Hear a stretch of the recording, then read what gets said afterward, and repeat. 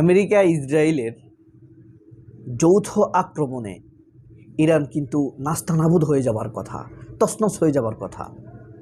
বিশাল ভূখণ্ডের এই দেশ ইরান, 16,33,000 বর্গ কিলোমিটার, বাংলাদেশের 11 গুণেরও বড়।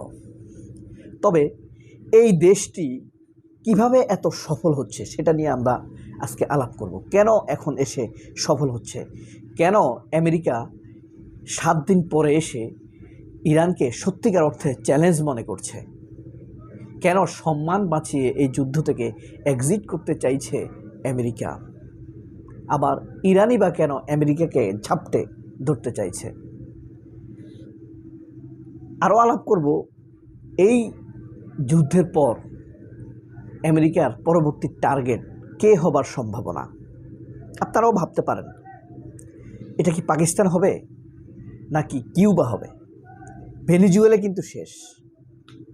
তবে এখন আমেরিকা যে সফল হচ্ছে, এখানে ইরান যে আমেরিকার সাথে সফল হচ্ছে, সফল বলতে জিতে যাচ্ছে এটা বলছি না, তবে আমেরিকাকে নাস্তানাবুদ করে দিতে পারছে, অবাক করে দিতে পারছে, বাকরুদ্ধ করে দিতে পারছে, চিন্তায় ফেলে দিয়েছে। অলরেডি বের হবার মতো চিন্তা করতে বাধ্য করছে আমেরিকাকে ইরান। এখানে দুইটি বিষয় হলো, রাশিয়ার গোয়েন্দা তথ্যের ভিত্তিতে ইরান মধ্যপ্রাচ্যে একে একে মার্কিন ঘাঁটিগুলোতে হামলা করছে। প্রথমত আমেরিকা এবং ইসরায়েল যখন ইরানে হামলা করে, ইরান প্রথমে জবাব দিয়েছিল সৌদি আরব, ইয়েমেন, কাতার, আরব আমিরাত, বাহরাইন, এইসব দেশগুলোর আমেরিকান স্বার্থ সংশ্লিষ্ট ঘাঁটিগুলোতে। কিন্তু শুধু তাই নয়, এই সব দেশগুলোতে আমেরিকার ঘাঁটি এবং স্বার্থ কোন কোন ভবনে আছে, সেই ভবনগুলোতে সুনির্দিষ্টভাবে সূক্ষ্মভাবে হামলা করছে ইরান। এবং আশ্চর্যজনকভাবে এই হামলার নিশানাগুলো খুবই নিখুঁত। আমেরিকার মনে প্রশ্ন আসছে কিভাবে ইরান এতটা নিখুঁতভাবে হামলা করতে পারছে। ছোট ছোট কম দামি আপনার এই ড্রোন দিয়ে, ধরেন কেমিকাজ, শাহেদ, মিফুল, খমিনি 18, এই জাতীয় কম দামি বলতে 20 লাখ 30 লাখ, যেখানে এক একটি ড্রোনের দাম শত শত কোটি টাকা খরচ করে আমেরিকা। আর এই ড্রোনগুলোতে থামাতে, এই ড্রোনগুলোকে চিহ্নিত করতে আমেরিকা ব্যবহার করছে প্রায় 40 কোটি, 50 কোটি, 100 কোটি টাকার অ্যাপস্টেন টেকনোলজি। তারপরও ঠেকাতে পারছে না, যেখানে এক একটি অ্যাপস্টেন টেকনোলজি দামের চাইতে সবচাইতে বেশি ভাবনার বিষয় হলো, গুরুত্বপূর্ণ বিষয় হলো, একটা অ্যাপস্টেন বানাতে প্রায় 4-5 বছর সময় লাগে। দাম কোনো ব্যাপার না আমেরিকার কাছে, তাই না? কিন্তু সময় লেগে যাওয়া, একই সাথে যদি তারা ধরেন 10,000 অ্যাপস্টেন বানানোর উদ্যোগ নেয়, আমেরিকা 10,000 বানালো আজকে, এটা শেষ করতে 3 থেকে 5 বছর লেগে যাবে। ঠিক আছে, তাহলে একসাথে 10,000 বানাইতে পারে না তারা, সর্বোচ্চ বছরে তারা 20 থেকে 30টা বানায়। সচরাচর এটা প্রয়োজন হয় না। তো রাশিয়ার দেওয়া গোয়েন্দা তথ্য ব্যবহার করছে ইরান। আমরা খেয়াল করলে দেখব চীন এবং রাশিয়া খুব একটা মাখোভাবে ইরানের পক্ষে দাঁড়ায় নাই। তারা পেছন থেকে ইরানকে গোয়েন্দা তথ্য দিয়ে, খুব নিখুঁত তথ্য দিয়ে সহযোগিতা করছে। সেই তথ্যের ভিত্তিতে ইরান কিন্তু হামলা চালাচ্ছে আমেরিকার বিভিন্ন স্বার্থে, এমনকি ইসরায়েলে। ঠিক একইভাবে চীন কি করছে? চীন টেকনোলজি দিচ্ছে। চীনও কিন্তু সরাসরি ইরানের সাথে এসে যুদ্ধ করছে না, বরং টেকনোলজি দিয়ে সহযোগিতা করছে। চীনের এখন কাজ, কোথাও যুদ্ধ লাগলে একটি পক্ষ নিয়ে, একটি দেশের পক্ষ নিয়ে তারা সেখানে টেকনোলজিটা টেস্ট করে নেয়। যেমন বছর খানিক আগে ভারত এবং পাকিস্তানের মধ্যে যে যুদ্ধ হইল, ভারতের কিন্তু রাফায়েল যুদ্ধবিমান, প্রায় $1 বিলিয়ন যুদ্ধবিমান পাকিস্তান এক নিমিষে তছনছ করে দিয়েছে। সেই টেকনোলজি ছিল চীনের।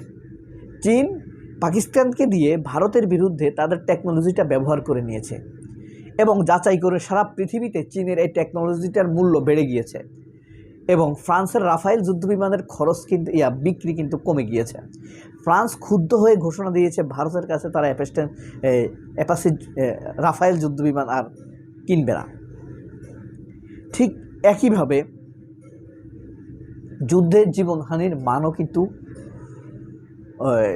অন্য যুদ্ধগুলোর তুলনায় কম হলেও এটাকে মানে সামরিক তুলনায় বেসামরিক জীবনের হতাহতের পরিমাণটাই বেশি দেখা যাচ্ছে। যেমন এই পর্যন্ত মানে ইসরায়েলের দেওয়া তথ্য অনুযায়ী ইসরায়েলে 7 জন সৈনিক নিহত হয়েছে, আমেরিকার 6 জন সৈনিক নিহত হয়েছে, আর দুবাই, আরব আমিরাত, কাতার এইসব দেশে মোট 11 জন নিহত হয়েছে।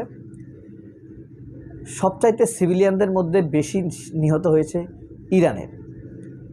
ইরানের 1352 জনের মধ্যে 1037 জন হলো সাধারণ নাগরিক। আর সিভিলিয়ানদের মধ্যে সবচাইতে বেশি হতাহত হয়েছে লেবাননে প্রায় 900-র উপরে সিভিলিয়ান হতাহত হয়েছে। তবে ইরানের সৈনিক হতাহতের পরিমাণ 197 জন সৈনিক তাদের শহীদ হয়েছে। প্রায় 1700 ভবনে 1700টি নিখুঁত হামলা করেছে বলে আমেরিকা জানিয়েছে। বিপরীতে ইরান আমেরিকার স্বার্থ সংশ্লিষ্ট প্রায় 1300 স্থাপনায় হামলা চালিয়েছে ইসরায়েল সহ। হামলা এবং ক্ষয়ক্ষতির পরিমাণ যদি আমরা জীবনহানির বাদ দিয়ে বিশ্লেষণ করি তাহলে দেখা যাবে ব্যাপারটা কাছাকাছি। এবং এই হামলার যুদ্ধটা মূলত একতরফা। আমেরিকা এবং ইসরায়েল ইরানের উপরে হামলা করেছে একতরফাভাবে। তো যেভাবে তারা ভেবেছে খুব দ্রুত হামলা করে রেজিম চেঞ্জ করে ফেলবে, নতুন সরকার করে দিবে, এরপরেই কিন্তু তারা চমকে যায়। পরিস্থিতি আসলে যেমনটা তারা ভেবেছে, ইরানের টেকনোলজি, নিজস্ব স্থানীয় কৌশল, রাশিয়া এবং চীনের গোপন সহযোগিতা সব কিছু মিলেই পরিস্থিতি পক্ষে নিয়ে আসে ইরান। কিন্তু যদি ইরানে আমেরিকা এবং ইসরায়েল সফল হতো তাহলে পরবর্তী টার্গেট কে হতো বলেন তো? পাকিস্তান নাকি কিউবা? কিউবাতে আমেরিকার জন্য হামলা খুব সহজ, কিন্তু পাকিস্তানে আরও সহজ। কারণ পাকিস্তানের এক পাশে রয়েছে ভারত, আরেকদিকে আফগানিস্তান। আর ইরানকে যদি দখলে নেয় বলতে পারেন পাকিস্তানকে ঘিরে ফেলেছে আমেরিকা। এরপরেই পাকিস্তানে হামলা হবার সম্ভাবনা। তবে পাকিস্তানের ভাগ্য খুব ভালো মানে খুব ভালো, এ কথা বলতেই হয়। সে বিষয়টা নিয়ে ভিডিও বানাবো পরবর্তী এপিসোডে। সবাই অনেক ভালো থাকবেন। আল্লাহ হাফেজ। আসসালামু আলাইকুম।